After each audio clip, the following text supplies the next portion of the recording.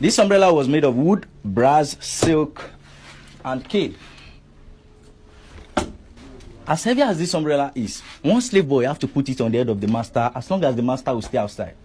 And if a slave boy is putting this umbrella on the head of the master, he should play with his shoulders not to disappoint him. Because if this umbrella should drop from the hand of the slave boy on the head of the master, they will behead the slave. Hi. Jesus. This umbrella was not designed for the sun, not for the rain, just to show your status in the community. You want to try the weight? You lift it from here to know the weight. About 30 to 35 kg. One person will hold it on the head of the master as long as the master will stay outside. That chain on that wall behind you there, and this chain in this glass here, they use it to kill the slaves. Then, when we enter the second cell, I will show you how to do lynching with these two chains. And this iron is called branding iron. What's your name again, ma'am? Miriam. If I'm Miriam's slave, my name should be Miriam. So Miriam will put this iron in the fire, red hot, and she uses it to write Miriam on my chest. If a woman, will write it at the back. What's your name again, sir? Michael. If Miriam should buy me today and brand me Miriam, if Michael should buy me tomorrow, Michael will have to brand me again. Miriam brand me today, Michael will have to brand me tomorrow because I've become Michael's slave. Let's go inside the dark room where they keep 40 people.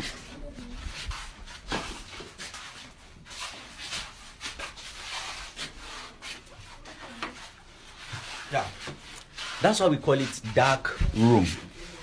Dark room. Here's 5 dark facts about slave ships that they didn't teach you in history class. Alright, number 1, they use something called the tight packing method to maximize profits. So the concept is pretty self-explanatory, but to give you an idea, let's say there was a ship that was built for 300 enslaved people. They would try to fit 600 into there. The idea is to maximize profits, but also to guarantee them a certain percentage that survived, because they know that the trip over is going to be so bad for the enslaved because of the conditions that an average between 10 to 15% would die, sometimes even 20%. So they would try to get more people in there, which would sometimes make the conditions worse, making more people die, but they just figured that they would just have more just in case. The conditions in the hold for the enslaved Africans were horrible. So they were lined up in rows, laying shoulder to shoulder with no room to move, and then they were separated by layers, like a grid would be above them for the next layer.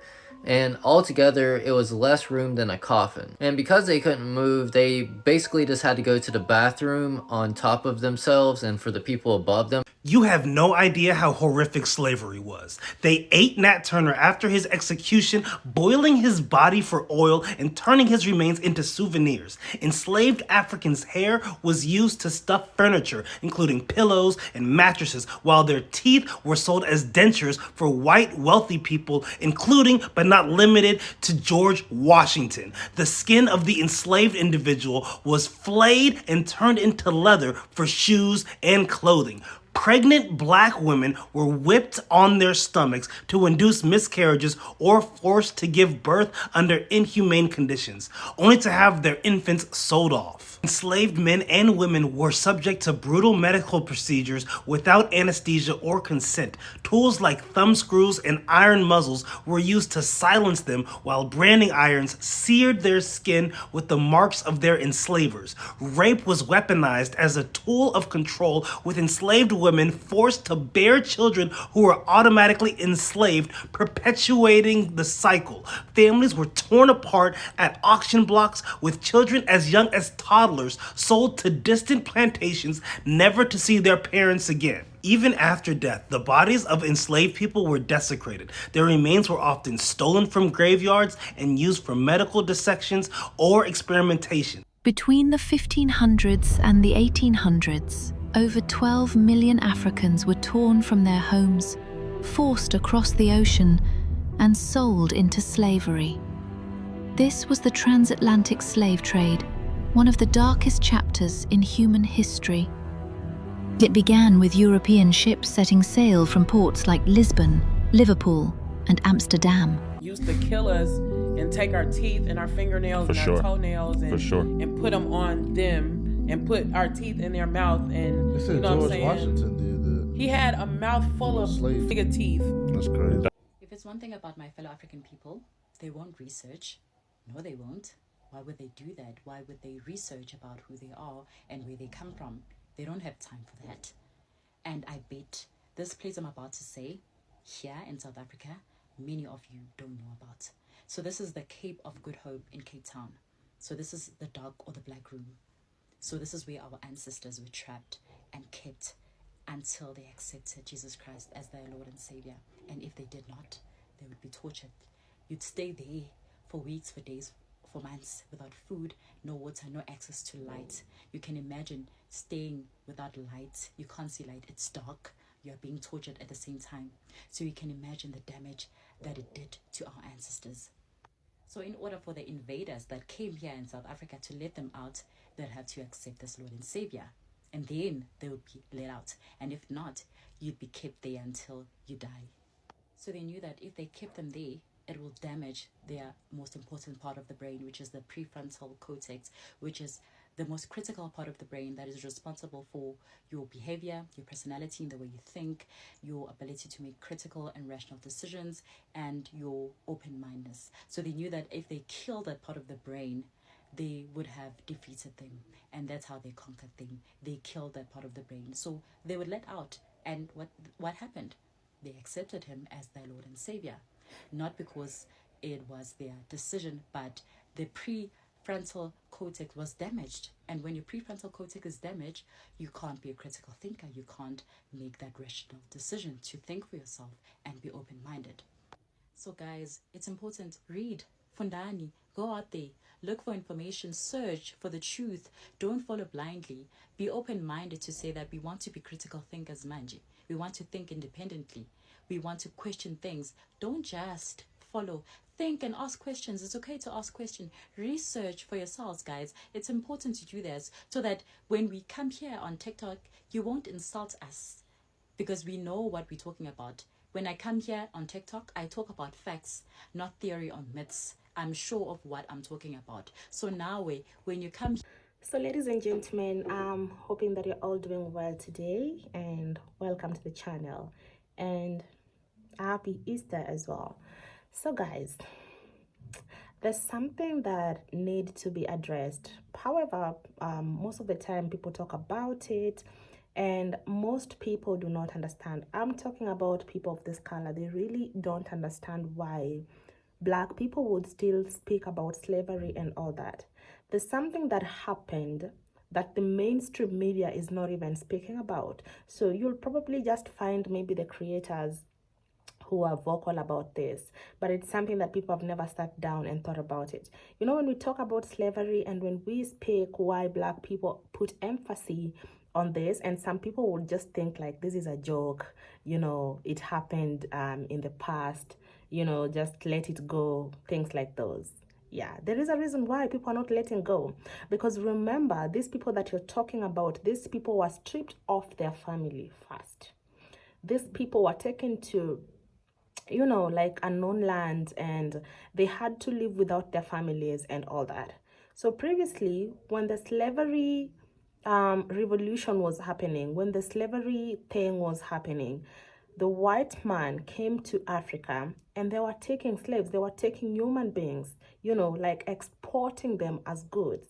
And they are, if you watch this video, there's a creator who has actually done a video about that, where Black people were put into a ship. And because they wanted like a lot of people, it's like transporting goods and you need to squeeze. So imagine these are human beings who were getting squeezed like this so that they could fit. And remember, this was like a journey of thousands and millions miles away. So have you ever asked yourself, like during those period of time, how are these people literally even like eating and all that? So in this video, this creator explains and shows us like when the Black people were being put into the ship so that they could fit. And it was like transporting goods and all that. They were put together in layers. Just imagine like human beings put in layers. And so what does that mean? That means there's a lot of them who actually also died on the way. We are talking about being that squeezy, it's so stuffy. So you can imagine, how are these people even able to go and, you know, help themselves into the washrooms? No, they weren't going. They were actually helping themselves right there where they are. And this is what the white people, or rather the white man, used to do. Whenever a Black person dies, in the time of the journey, they were thrown in the ocean. So you can imagine the trauma and the torture that has come with.